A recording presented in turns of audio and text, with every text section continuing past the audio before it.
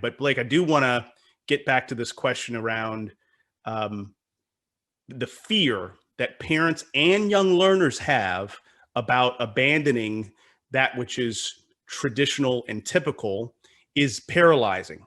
And so I want to go back to more intelligence, more of what you might say to the family that says, okay, I want to try it, but now what do I do? Because college is the next step. And if I do something different, I'm not going to have a shot, or my child is not going to have a shot at college.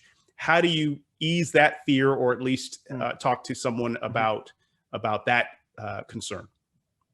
So just in general, stepping away from the traditional path, I think will always be scary, because we're social creatures, and teenagers especially are extremely socially oriented. And so to imagine that you're sitting here playing Minecraft while your peers are learning things, which we mean, being forcibly taught things, and maybe there's some learning happening, and they're doing the normal things, math, history, foreign language. That's a very unnerving situation to be in, unless you're an extremely strong-willed individual. And so it requires a lot of support. It requires a community. If you feel isolated as a self-directed learner, that's a very challenging situation to be in. Now, to the college question specifically, I like to be a bit of a realist when addressing this concern. And I'll say, yeah, you might not be going to college the same time as everyone else. You might not be getting into the same college, at the same highly ranked college that you might have if you put your nose to the grindstone for the next 8 years and just focus on doing college prep stuff. This is all completely feasible. And I know unschoolers and other self-directed learners who go to colleges and go to good colleges. The number that I know who are up in the Ivy Leagues, the upper echelons, it's few.